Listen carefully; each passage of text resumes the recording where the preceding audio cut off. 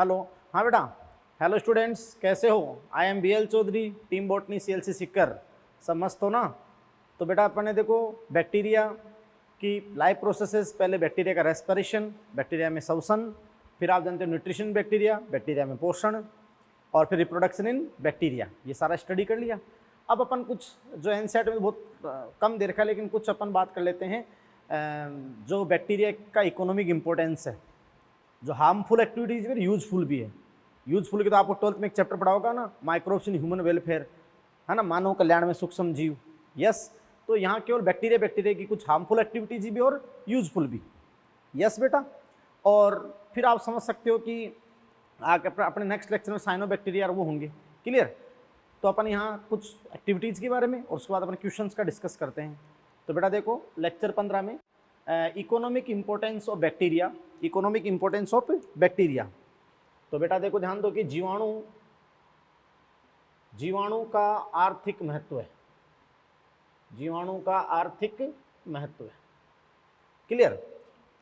हाँ बेटा जी देखो, फर्स्ट ऑफ ऑल ये जो माइक्रोब्स होते हैं, बैक्टीरिया भी उसमें सम्मिलित है।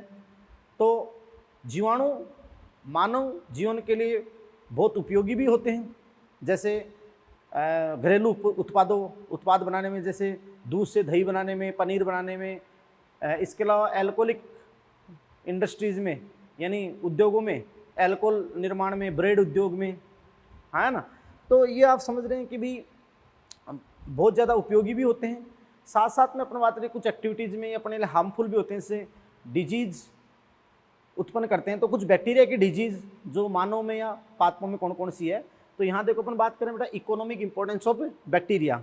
तो फर्स्ट ऑफ ऑल अपन बात करते हैं बेटा harmful activities, harmful activities,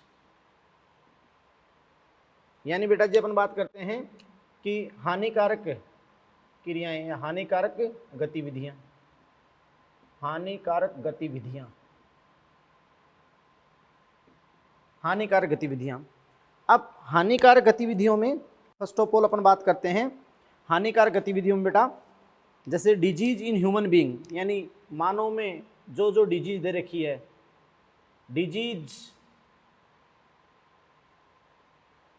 disease in human being, disease in human being,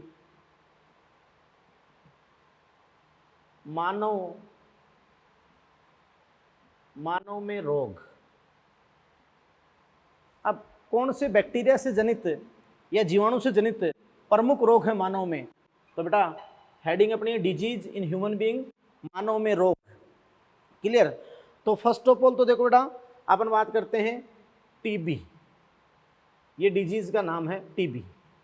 अपन बोलते हैं बेटा इसको ट्यूबरक्लोसिस, और इसके पैथोजन का जो नेम है माइक्रोबैक्टीरियम ट्यूबरक्लोसिस।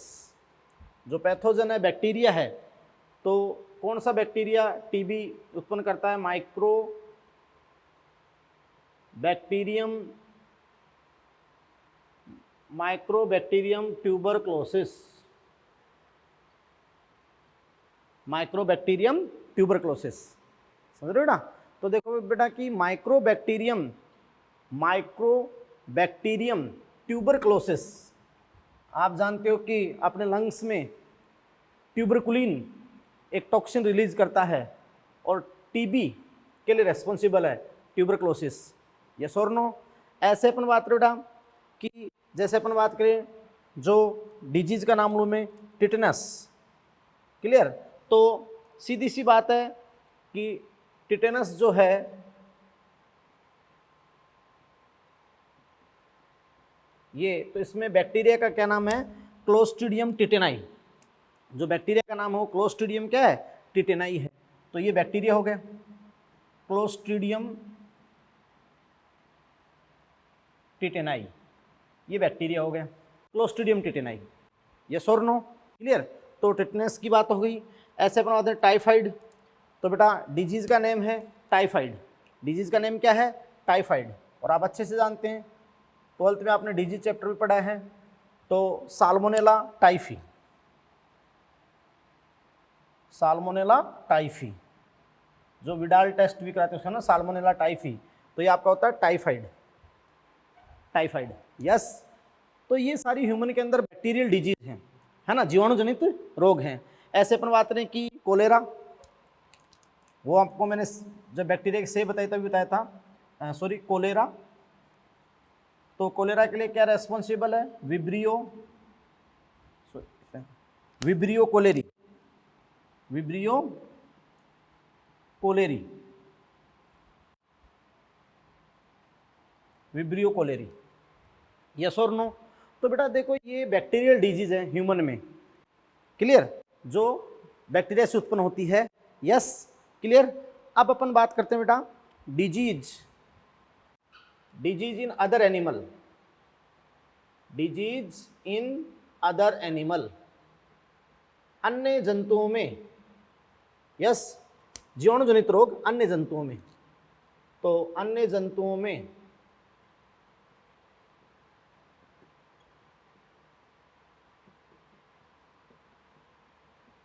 जो जीवाणु जनित रोग हैं अदर एनिमल्स में, तो आप समझ सकते हैं बेटा जी अच्छे से कि अदर एनिमल्स में जो एक इम्पोर्टेंट है एंथ्रेक्स, क्लियर। जो एंथ्रेक्स है, एनिमल में एक डिजीज होती है बहुत एंथ्रेक्स, और ये अपन बात कि किससे होती है, bacillus, bacillus anthrax, bacillus anthrax, yes और नो, बहुत इंपॉर्टेंट होगी ना, क्लियर। ये अदर एनिमल में जीवाणु जनित रोग है बेटा। इसके बाद disease in plant, disease in plant यानी पादपों में जीवाणु जनित रोग। तो देखो बेटा disease in plants, disease in plants, तो फर्स्ट ऑफ ऑल सबसे इंपॉर्टेंट जो एनसीईआरटी ने दे रखी है और वो है सिट्रस कैंकर। तो बेटा सिट्रस कैंकर, ये सिट्रस कैंकर, क्लियर, ये डिजीज है सिट्रस कैंकर, सिट्रस कैंकर। तो ये आपको अच्छे से एनसीईआरटी ने बता रखी है और बहुत इंपॉर्टेंट भी है, ये नीट में क्वेश्चन आ सकता है, सिट्रस कैंकर। और बैक्टीरिया यहाँ पर होगा बेटा Xanthomonas, Xanthomonas, citrus canker, Xanthomonas citri, Xanthomonas citri, yes और नो। तो देखो बेटा सिट्रस कैंकर के लिए जैंथोमोनास साइट्री, और ये आपका एनसीईआरटी के अंदर है, यस, ये डिजीज, और ये एग्जाम में क्वेश्चन हो सकता है, नीट में एक बार आया भी है सिट्रस कैंकर। तो सिट्रस कैंकर आप समझ सकते हैं कि भाई जैंथोमोनास साइट्री, जैंथोमोनास साइट्री की आपकी बात हो गई, सिट्रस कैंकर। अब अपन बात करते हैं बेटा जो नेक्स्ट है वो, इसमें अपन बात करेंगे bacterial leaf blight of rice, yes. तो bacterial leaf blight of rice, bacterial leaf blight of rice. तो bacterial leaf blight of rice तो आपका हो गया Xanthomonas oryzae, Xanthomonas oryzae, yes. देखो मैं आपको बताऊं, वहां आप सुनेंगे अपन जब फंजाई पढ़ेंगे कि वहां ब्लाइट, लेट ब्लाइट हो चाहे अर्ली ब्लाइट हो, फंजाई से जनरेट होगी पोटैटो में, आलू में, अगेती अंगमारी बोलते हैं इसको या पचेती अंगमारी। लेकिन यहाँ bacterial leaf blight of rice, है ना, चावल की जो पर्ण अंगमारी है वो अपन बात रहे कि कौन करता है, जैंथोमोनास ओराइजी, जैंथोमोनास ओराइजी। तो ये तो बेटा देखो सीधी सी बात है कि डिजीज हो गई, clear, disease in human being, disease in other animal और डिजीज इन प्लांट्स, जो मेन डिजीज हैं, क्लियर, जो एनसीईआरटी के लेवल पे मैंने आपको सारा बता दिया है। अपन कहते हैं ना हेजा टाइफाइड ये जनरेट करता है, टिटनेस, है ना, टीबी, हेजा, टाइफाइड, टिटनेस, ये बैक्टीरियल डिजीज का ग्रुप है, क्लियर, समझ रहे हो आप अच्छे से। जबकि वायरस के अंदर क्या था, जो अपन वादे फ्लू था, या फिर जो भी एड्स है, या फिर जितने भी आपके वायरल डिजीज आपने पढ़े, क्लियर है, क्लियर। अब अपन नेक्स्ट हार्मफुल एक्टिविटीज लेते हैं इसकी। हाँ तो स्टूडेंट्स देखिए कि अदर हार्मफुल एक्टिविटीज़ की आप बात करते हैं तो कुछ और भी एक्टिविटीज़ हैं, क्लियर, जो एनसीईआरटी में उतनी नहीं, लेकिन फिर मैं आपको बता रहा हूँ। फर्स्ट ऑफ ऑल आपका है food poisoning, clear, food poisoning की बात करें बेटा, भोजन विषाक्तता, फूड पॉइजनिंग। क्लियर है?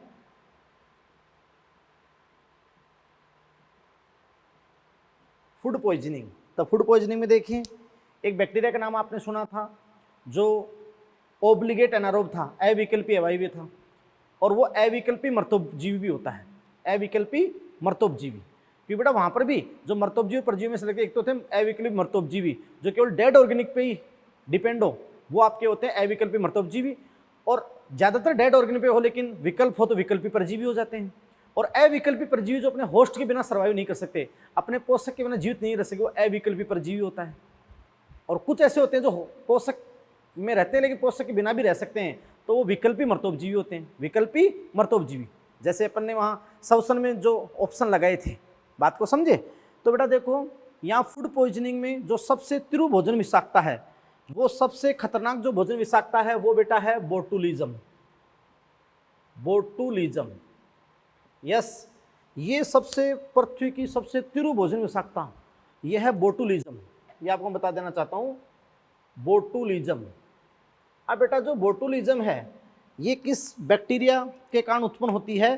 तो ये होता है clostridium, clostridium botulinum. Clostridium botulinum bacteria है बेटा, क्लोस्ट्रीडियम बोटुलिनम ये बैक्टीरिया है। ये कुछ इंफॉर्मेशंस हैं, आप समझ सकते हैं कि ये बैक्टीरिया बेटा जी, ये बैक्टीरिया जो क्लोस्ट्रीडियम बोटुलिनम है, ओब्लिगेट एनएरोब, ओब्लिगेट एनएरोब यानी अविकल्पी अवायवीय, अविकल्पी अवायवीय। और आप समझ सकते हैं कि ये बैक्टीरिया ओब्लिगेट सेप्रोट्रॉप, या आप समझ रहे हैं कि ओब्लिगेट सेप्रोट्रॉप भी है, यानी अविकल्पी मर्तोपजीवी, अविकल्पी मर्तोपजीवी भी है। बात को समझे? तो जो डिब्बाबंद सामग्री आती है ना बेटा, अचार है, मुरब्बा है, या और भी डिब्बाबंद सामग्री, अगर वो बहुत लोकल क्वालिटी हो और बहुत लंबे समय से हो, तो इस भोजन विषाक्तता होने के चांस होते हैं बोटुलिज्म, बोटुलिज्म है ना। सबसे खतरनाक भोजन विषाक्तता, और किस बैक्टीरिया आपको मैंने बता दिया, क्लोस्ट्रीडियम बोटुलिनम, यस और नो। और सबसे ज़्यादा घातक प्रकार की, सबसे खतरनाक, सबसे घातक, लेथल, मोस्ट लेथल, सबसे घातक है ना, ये भोजन विषाक्तता है बेटा, यस और नो। और आप समझ सकते हैं कि ऑक्सीजन की अनुपस्थिति में बैक्टीरिया सर्वाइव कर सकते हैं। क्यों? क्योंकि ओब्लिगेट एनारोब है तो 100% ऑक्सीजन अनुपस्थिति में रहेंगे, और अविकल्पी मर्तोपजीवी भी हैं, इसलिए डिब्बाबंद सामग्रियों में ये भोजन विषाक्तता होने का क्या होता है, चांस होता है। इसलिए डिब्बाबंद सामग्री बेटा अपन को कम से कम यूज करनी चाहिए, यस। और आप जानते हो कि ये बैक्टीरिया एक ऐसा टॉक्सिन स्त्रावित करता है जो आप समझ रहे हैं कि अपने बॉडी के अंदर पैरालाइसिस, लकवा ला देता है, और बहुत ही घातक है, भयानक है ये भोजन विषाक्तता। तो ये भी एक प्रकार की बेटा क्या होगी, हार्मफुल एक्टिविटी होगी, यस और नो, क्लियर। और आप समझ रहे हैं कि इसी प्रकार अपना बेटा की बैक्टीरिया जो नेक्स्ट हार्मफुल एक्टिविटी है, जैसे जल प्रदूषण, तो वाटर पोल्यूशन उसमें सहायक हो सकते हैं, जल प्रदूषण, यस। और बेटा आप समझ सकते हैं कि जल प्रदूषण के अंदर भी बैक्टीरिया, जैसे आप समझ रहे हो कि विब्रियो कोलेरी है, साल्मोनेला टाइफी है ना, हेजे का जो ना विब्रियो कोलेरी है, ये विब्रियो कोलेरी है, साल्मोनेला टाइफी है। तो बेटा ये क्या करते हैं, जल प्रदूषण, क्या उत्पन्न करते हैं, जल प्रदूषण। बात को समझे कि नहीं समझे? तो ये वाटर पोल्यूशन, ये भी एक प्रकार, यानी ये बैक्टीरिया जल का नाश करते हैं, स्पॉइल करते हैं। बात को समझे, क्लियर। इसी प्रकार अपन बात करते हैं बेटा कि जो कुछ बैक्टीरिया हैं, तो कुछ बैक्टीरिया हैं वो और भी हार्मफुल एक्टिविटीज़ करते हैं। जैसे एक नाइट्रोजन साइकिल में आपने एक प्रोसेस पढ़ी होगी, डीनाइट्रिफिकेशन, और सारी प्रोसेस N2 फिक्सेशन, नाइट्रोजन स्थिरीकरण, नाइट्रीकरण, नाइट्रिफिकेशन, अमोनिफिकेशन, अमोनीकरण, वो सारी उपयोगी होती हैं। लेकिन एक प्रोसेस वहाँ डीनाइट्रिफिकेशन, वैसे उस साइकिल के लिए तो जरूरी है डीनाइट्रिफिकेशन, विनाइट्रीकरण, लेकिन तुम जानते हो कि मृदा की उर्वरता को घटाती है विनाइट्रीकरण, डीनाइट्रिफिकेशन। डीनाइट्रीकरण प्रोसेस है क्या बेटा? इसमें आप जानते हो डीनाइट्रिफिकेशन प्रोसेस में क्या होता है, जो नाइट्रेट होता है सोइल में, नाइट्रेट वो नाइट्राइट में, क्लियर, और वापस किसमें, अमोनिया से नाइट्रोजन में, नाइट्रोजन गैस में कन्वर्ट होता है।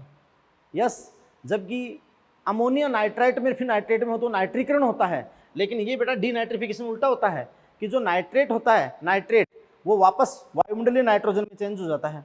जो नाइट्रेट होता है ना बेटा, वो वापस से किस में चेंज होता है, वायुमंडलीय नाइट्रोजन में। यस, और आप जानते हो इसके लिए बैक्टीरिया जो रेस्पॉन्सिबल होता है, जो आपके एग्जाम में क्वेश्चन भी आया, वो अलग चैप्टर से, थायोबैसिलस डीनाइट्रिफिकेंस, थायोबैसिलस डीनाइट्रिफिकेंस। यस, और ये जो मृदा सोयल, क्लियर, मृदा की उपजाऊता, मृदा की उपजाऊता को घटाता है। तो मृदा की उपजाऊता को घटाता है। यस, तो एक प्रकार से ये भी क्या होगी, हार्मफुल एक्टिविटी होगी। ये भी क्या होगी बेटा, हार्मफुल एक्टिविटी, क्लियर। तो इस प्रकार ये सारी आपकी थी हार्मफुल एक्टिविटी। यस, ऐसे ही जैसे अगर और पोल्यूशन हो गया इन चीज़ों के अंदर, या खाद्य पदार्थों को बैक्टीरिया खराब कर देते हैं, ये बेटा हार्मफुल एक्टिविटीज़ होगी। थोड़ा अपन ने सारा आपको बता दिया। यस, अब कुछ यूजफुल एक्टिविटीज एक दो लाइनों में बात कर लेते हैं, बाकी तो आप 12th को पूरा चैप्टर है मानव कल्याण में सूक्ष्म जीव, तो यूजफुल एक्टिविटी जो एक दो एनसीईआरटी ने दे रखी है। यस बेटा, जिनका नाम दे रखा है एनसीईआरटी ने, तो यूजफुल एक्टिविटीज बात कर लेते हैं, फिर कुछ क्वेश्चंस की। आप देखिए बेटा जी, यूजफुल एक्टिविटीज तो भाई मानव कल्याण में या फिर कई चीज़ें उपयोग में, तो यूजफुल एक्टिविटीज यानी उपयोगी क्रियाविधियाँ, यानी मनुष्य के लिए लाभ हो जाएंगे। यस बेटा, तो देखो एक तो अपन कहें कि डेयरी प्रोडक्ट या हाउस होल्ड प्रोडक्ट बनाने में, हाउस होल्ड प्रोडक्ट बनाने में, जैसे कि मैं आपको बात करूँ हाउस होल्ड यानी हाउस होल्ड प्रोडक्ट, मतलब घरेलू उपयोगी उत्पादों में, घरेलू उपयोगी उत्पादों में हाउस होल्ड प्रोडक्ट। जैसे बेटा आप समझ सकते हो मिल्क, दूध, दूध से दही कैसे बनता है। यस, तो आप जानते हो कि मिल्क, दूध से दही कैसे बनता है, तो फर्मेंटेशन होता है, किण्वन होता है। यहाँ पर देखो कि जो बैक्टीरिया रेस्पॉन्सिबल होते हैं, स्ट्रेप्टोकोकस लैक्टिस या स्ट्रेप्टोकोकस लैक्टिस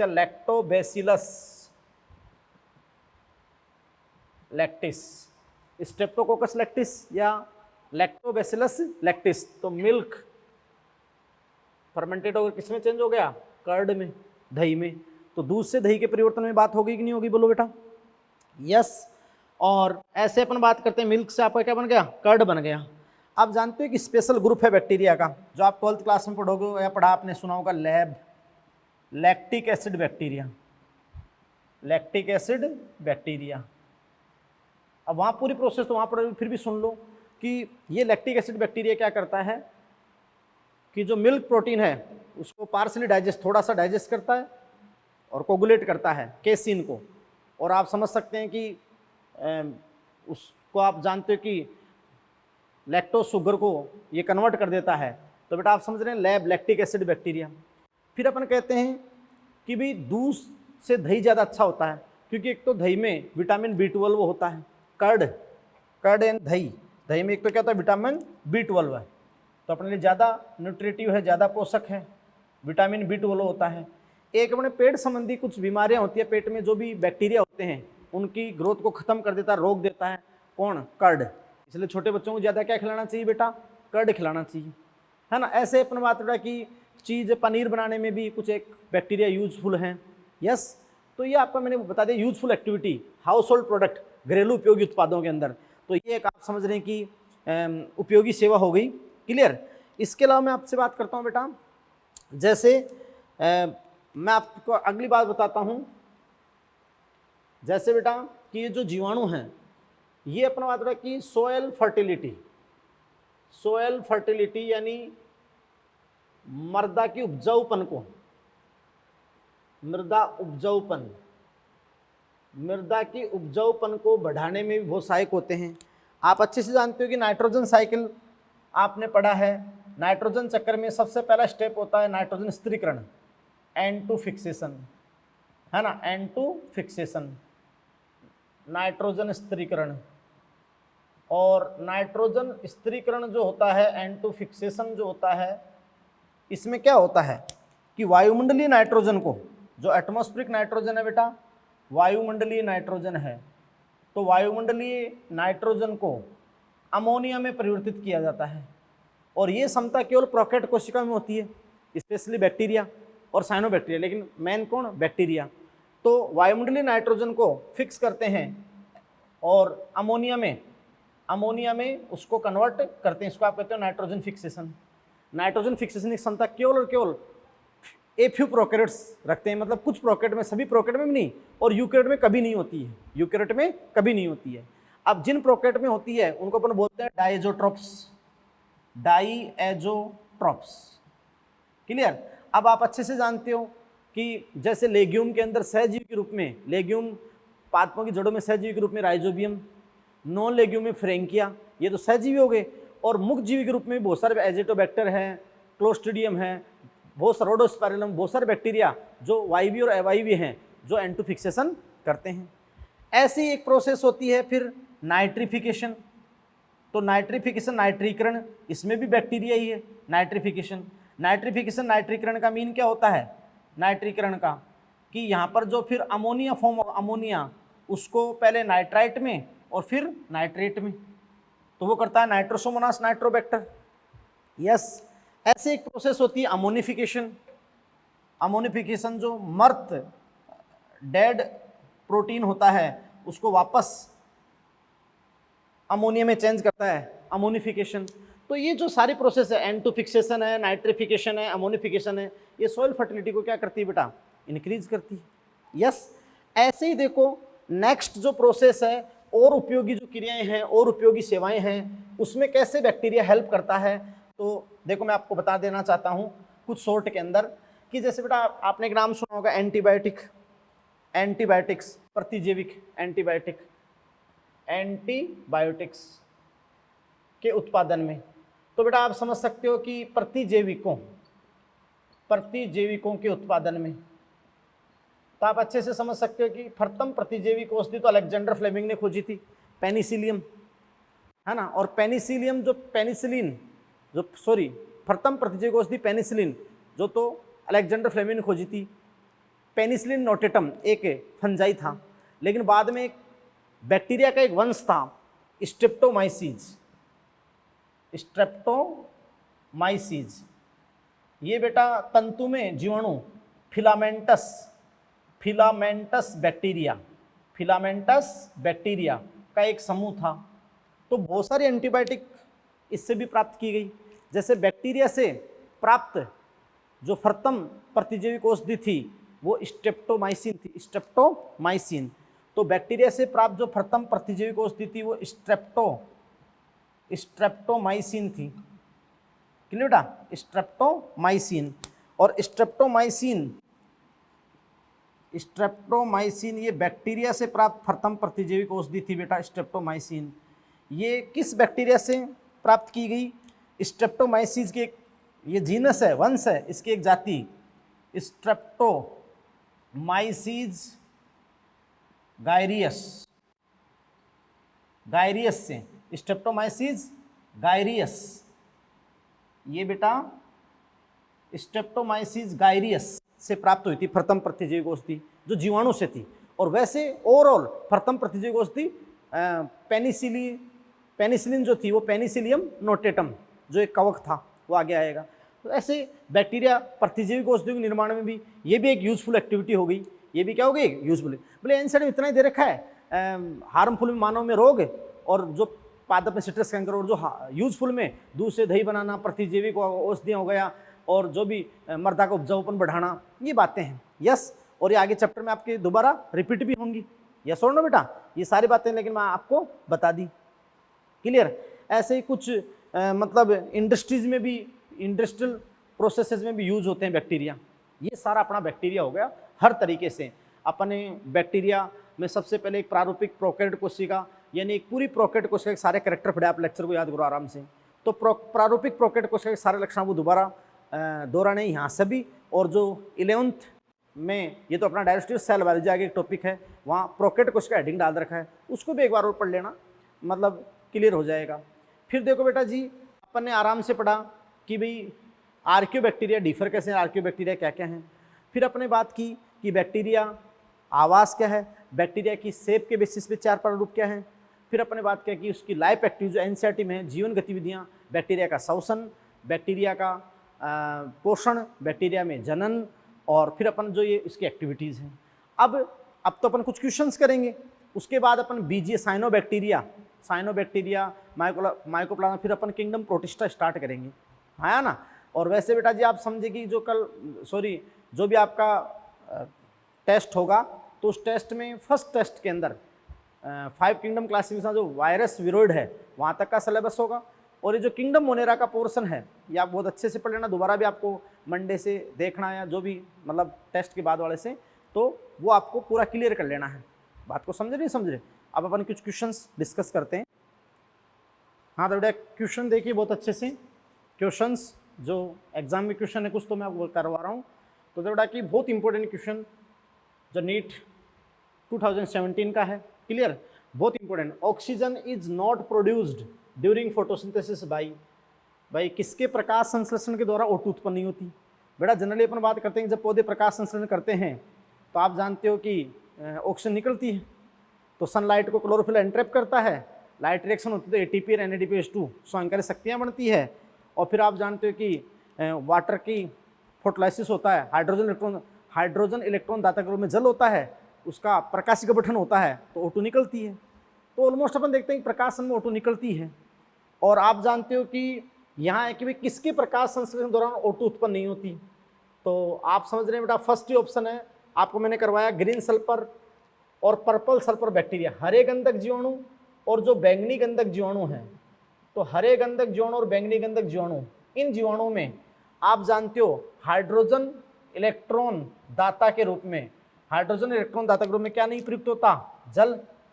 तो जल का प्रकाश अपघटन नहीं होता है, जल प्रयुक्त नहीं होता है, H2 प्रयुक्त नहीं होता है, तो यहाँ O2 रिलीज नहीं होती है। केवल इन जीवाणु को छोड़ दो, हरे गंधक बैंगनी गंधक, ये कुछ यू बैक्टीरिया, कुछ जीवाणु को छोड़ दो बैक्टीरिया को। बाकी अगर अपन साइनोबैक्टीरिया भी चले जाएं, बीजीए, तो बीजीए प्रथम प्रकाशन सजीव पढ़ेंगे अपन, आगे पढ़ेंगे ना भी बीजीए साइनोबैक्टीरिया। तो बीजीए प्रथम प्रकाशन सजीव जिन्होंने ऑक्सी प्रकाशन संश्लेषण किया, क्या किया, ऑक्सी। जबकि मैंने आपको कहा था कि बैक्टीरिया ने क्या किया, अनोक्सी। तो ये आपका फर्स्ट ही आंसर हो गया, बहुत इंपॉर्टेंट इसका, है ना बेटा ये। इसके अलावा देखो फर्स्ट आंसर हो गया, इसका आंसर क्या हो गया, फर्स्ट। लेकिन मैं और भी ऑप्शन आपको समझाता हूँ। यहाँ अगला एग्जाम्पल है नोस्टॉक। तो आप जानते हो नोस्टॉक तो क्या है, बीजीए साइनोबैक्टीरिया है। तो साइनोबैक्टीरिया तो प्रथम प्रकाश संश्लेषित सजीव थे जिन्होंने ऑक्सी प्रकाश संश्लेषण किया, क्योंकि जल प्रयुक्त हुआ था यहाँ पर। तो यहाँ तो होता है, इसमें होता है कि नहीं होता है। साइकस, ये जिम्नोस्पर्म का पौधा है, तो उच्च पादप है, हो गया होगा। कारा हरा से वाला हो गया होगा। तो इस क्वेश्चन के अकॉर्डिंग आंसर क्या हो गया, फर्स्ट। बहुत इंपॉर्टेंट क्वेश्चन है ये, है ना। और वहाँ जब अपन उच्च पादपों में प्रकाश संश्लेषण पढ़ते हैं, वहाँ भी अच्छा क्वेश्चन आता है। बहुत अच्छा क्वेश्चन है, बहुत प्यारा क्वेश्चन है नीट का ये, और बहुत कंसेप्चुअल क्वेश्चन है, कंसेप्ट भी है। अब देखो बेटा जी ध्यान दो, citrus canker disease caused by, citrus canker रोग उत्पन्न होता है ना भाई। ये क्वेश्चन आपका एम्स का है 2017 का ही। तो ध्यान दो, citrus canker disease caused by, citrus canker रोग उत्पन्न होता है भाई किसके द्वारा होता है, बैक्टीरिया के द्वारा होता है। तो सही बात है, अभी अपन ने पढ़ा कि सिट्रस कैंकर जेंथोमोनास साइट्री बैक्टीरिया, इसका भी आंसर क्या हो गया, फर्स्ट हो गया। बाकी अपन पढ़ लेते हैं, वायरस के द्वारा नहीं होता है, फंजाई के द्वारा नहीं होता है, माइकोप्लाज्मा द्वारा नहीं होता है, सिट्रस कैंकर होता है किससे, बैक्टीरिया से। बोलो बोलो। अगला क्वेश्चन बेटा, which of the following not found in prokaryotic cell, which of the following not found in prokaryotic cell, निम्न में से कौन सा प्रोकैरियोटिक कोशिका में नहीं पाया जाता। तो प्लाज्मा मेम्ब्रेन पाई जाती है, सेल वॉल और प्लाज्मा मेम्ब्रेन पाई जाती है। और प्लाज्मा मेम्ब्रेन का तो संगठन भी यूकेरियोट के समान ही है, तो ये तो पाई जाती है। न्यूक्लियर मेम्ब्रेन, केंद्रीय झिल्ली या केंद्रीय आवरण, न्यूक्लियर एनवलप, ये कभी भी किसमें नहीं होता है, प्रोकैरियोट में नहीं होता है, न्यूक्लियर एनवलप नहीं होता है। बोलो, अब आपसे क्या पूछा है, नहीं पाई जाती है, तो आंसर क्या करोगे बेटा, सेकंड। बोलो बोलो। और राइबोसोम तो पाया जाता है, हैं, राइबोसोम तो पाया जाता है, 70S राइबोसोम प्रोकैरियोट के अंदर। बोलो बोलो, यस। और मीजोसोम भी पाया जाता है, यस। तो ये भी पाया जाता है, ये भी पाया जाता है, ये भी क्या नहीं पाया जाता, न्यूक्लियर मेम्ब्रेन या न्यूक्लियर एनवलप। अच्छा क्वेश्चन है ना, यस। अब देखो बेटा कंसेप्चुअल, अगला question, which of the following set of disease caused by bacteria. Yes, तो ये NEET first 2016, which of the following, निम्न में से कौन सा युग्म, सेट यानी क्या होता है, युग्म यानी बैक्टीरिया, दोनों युग्म यानी दोनों बैक्टीरिया से होने चाहिए। देखो यहाँ टिटनेस बैक्टीरिया से है, लेकिन मम्स नहीं है, ये वायरस का है, यस। यहाँ देखो हर्पीज भी नहीं है और इन्फ्लुएंजा वायरस है, क्लियर, ये भी नहीं है। ये सबसे इंपॉर्टेंट, कोलेरा है और टिटनेस है, तो आंसर क्या हो जाएगा, थर्ड। आंसर क्या हो जाएगा, थर्ड, यानी कोलेरा है और टिटनेस है। लेकिन टाइफाइड है, लेकिन स्मॉल फॉक्स नहीं है। बात को समझ रहे हो, नहीं समझ रहे हो, यस। तो अकॉर्डिंग दिस क्वेश्चन आंसर क्या हो गया, थर्ड हो गया, क्लियर बेटा। तो बहुत अच्छे क्वेश्चन जो आपके एग्जाम के करवाए गए हैं, है ना। और भी कुछ कंसेप्चुअल क्वेश्चन बात करेंगे, क्लियर। हाँ तो बेटा देखिए और questions, most common method of reproduction in bacteria, जीवाणु में जनन की सबसे सामान्य विधि क्या है। तो अपने कहा था कि जीवाणु में दो प्रकार का जनन है, एसेक्सुअल और जेनेटिक रिकॉम्बिनेशन। एसेक्सुअल में दो है, बाइनरी फिजन और एंडोस्पोर। अगर उपयुक्तम स्थितियां, फेवरेबल कंडीशन, सबसे उपयुक्तम स्थितियां हैं, तो सबसे सामान्य विधि जो जनन की है वो बडिंग तो नहीं है, लेकिन क्या है, बाइनरी फिजन, है ना बेटा, क्या है, बाइनरी फिजन। जबकि ट्रांसडक्शन और कॉन्जुगेशन तो जेनेटिक रिकॉम्बिनेशन, सेक्सुअल रिकॉम्बिनेशन के टाइप हैं। तो यहाँ पर आपका क्वेश्चन का आंसर क्या होगा बेटा, सेकंड। बोलो बोलो, जनन की सबसे सामान्य विधि, सबसे उपयुक्तम विधि क्या है, बाइनरी फिजन। बोलो। ऐसे ही रिचेस्ट सोर्स ऑफ बैक्टीरिया, मैंने आपसे कहा था कि बैक्टीरिया तो हर जगह पाया जा सकता है, चाहे एयर हो, वाटर हो, सोयल हो, आइस हो, मतलब एवरीवेयर, यस। लेकिन फिर भी आपने कहा था कि एक हंड्रेड्स ऑफ बैक्टीरिया, कई सैकड़ों बैक्टीरिया, हजार बैक्टीरिया एक मुट्ठी भर मिट्टी में पाए जाते हैं। सबसे उपयुक्तम आवास क्या होता है, सोयल। तो रिचेस्ट सोर्स ऑफ बैक्टीरिया यानी बैक्टीरिया का सबसे ज़्यादा स्रोत कौन सा है, तो क्या है बेटा, सोयल, मृदा, ये है। बेसिलस प्रकार के बैक्टीरिया सबसे ज़्यादा पाए जाते हैं। ऐसे आपको चारों ऑप्शनों को देखते हुए बहुत अच्छे से सारे क्वेश्चंस आपको करने हैं। द मोस्ट प्रिमिटिव मोनेरॉन, मोनेरा में सबसे आदिम कौन है, आर्कियोबैक्टीरिया है, यूबैक्टीरिया है, साइनोबैक्टीरिया, फिलामेंटस। भाई आद्य जीवाणु हैं, सत्य जीवाणु हैं, ये साइनोबैक्टीरिया, यूबैक्टीरिया, साइनोबैक्टीरिया या फिलामेंटस यानी तंतु में जीवाणु हैं। बोलो, तो इनमें से तो सबसे आदिम, जो सबसे आदिम है, मोस्ट प्रिमिटिव है, वो कौन है बताओ, मोस्ट प्रिमिटिव, वो बेटा है सबसे आदिम आर्कियोबैक्टीरिया। तो आंसर क्या हो जाएगा, फर्स्ट। अब एक सबसे इंपॉर्टेंट क्वेश्चन वो है बेटा, which of the following is only, देखो क्या लिखा है, is only group of organism, कि निम्न में से केवल कौन सा एक जीवों का समूह है जो कैपेबल, किसमें समर्थ है, using inorganic compound as source of energy, जो सोर्स ऑफ इनऑर्गेनिक कंपाउंड को as source of energy use कर सकता है। अपने बेटा कहा था ना कि कोई भी जीव केमिकल एनर्जी को अपनी केमिकल रिएक्शन मेटाबॉलिज्म में यूज करता है, उपापचय में। लेकिन एक जीवाणु ऐसे हैं जो स्वपोषी जीवाणु है, वो रसायन स्वपोषी हो सकते हैं, प्रकाश स्वपोषी भी। रसायन स्वपोषी जीवाणु पृथ्वी पर ऐसा समूह है, रसायन स्वपोषी जीवाणु, जो आप जानते हो किसी अकार्बनिक रसायन का ऑक्सीकरण करेंगे और उस ऑक्सीकरण में जो ऊर्जा मुक्त होगी, उस ऊर्जा का प्रयोग वो भोजन संश्लेषण में करेंगे बेटा। तो ध्यान से सुनना कि वो ग्रुप कौन सा है, कीमोटोट्रॉफ। कौन सा है, कीमोटोट्रॉफ। तो आंसर क्या हो जाएगा, थर्ड। आंसर क्या हो जाएगा, थर्ड, कीमोटोट्रॉफ। तो बेटा फंजाई नहीं हो सकता क्योंकि पूर्णतः हेटरोट्रॉफ है। एल्गी ये फोटोट्रॉफ है, केवल कीमोटोट्रॉफ है वो। केवल कौन सा ग्रुप है, रसायन संश्लेषी जीवाणु, रसायन स्वपोषी जीवाणु है। बोलो बेटा है कि नहीं है, क्लियर। और भी क्वेश्चंस अपन करेंगे। तो बेटा देखो अपन नेक्स्ट लेक्चर में साइनोबैक्टीरिया, उनका अपन स्टडी करेंगे, साइनोबैक्टीरिया का इनका। बोलो बोलो भाई, यस और नो। और बेटा जी आप जानते हैं अपना फर्स्ट टेस्ट बेस्ट करना, अच्छा करना, लेक्चर्स को थोड़ा रोक के बिल्कुल word to word NCERT, Hindi और इंग्लिश दोनों एनसीईआरटी ले लो बेटा 100%। ये अपन सराउंडिंग केवल आपको एनसीईआरटी को समझाने के लिए थोड़ा एक्स्ट्रा पढ़ाते हैं, बाकी 100% जो नीट का पेपर है वो 100% किससे आता है, एनसीईआरटी से आता है। बात को समझे। और तो इसलिए हिंदी इंग्लिश दोनों एनसीईआरटी और एक एक लाइन टू लाइन, एक एक लाइन को समझ समझ के आप याद करें, समझे। और एक एक लाइन आपके समझ में ऐसे सारी आपको मैंने थ्योरी करवाई गई है। क्वेश्चंस प्रैक्टिस करें अच्छी, है ना बेटा, अपने कॉन्फिडेंस को बढ़ाएं। और इस पैंडेमिक में आप घर पे हो तो अच्छा खा रहे हैं, पी रहे, मस्त हैं, तो बेटा इस पढ़ाई को भी आपको अच्छा करना है। बात को समझ रहे हैं। और बहुत अच्छा आपको करवाया जाएगा आगे, टॉपिक वाइज टॉपिक बहुत स्टैंडर्डाइज आपको करवाया जाएगा, है ना बेटा। तो आप अच्छे रहें, मस्त रहें, और आपके सराउंडिंग जो बहुत अच्छे बच्चे हैं, है ना, उनको आप सेल से साथ जोड़ें। बाद में ऑफलाइन में क्या होता है, एक अच्छा समूह बनता है तो बहुत मज़ा आएगा। क्लियर, जल्दी ऑफलाइन हो जाएगा। और ऑनलाइन ऑफलाइन आप टेंशन लें, नहीं भी होता तो उसके आप दिमाग नहीं लगाएं, आप तो अपना स्टडी आवर फिक्स रखें, स्टडी आवर के अकॉर्डिंग पढ़ें, मस्त रहें। हम आपके साथ हैं, सीएलसी पूर्णतः आपके साथ है। क्लियर, और मतलब प्रफुल्लित होकर आपने सीधे चयन के तो बहुत अच्छे रहोगे। Clear, thank you very much.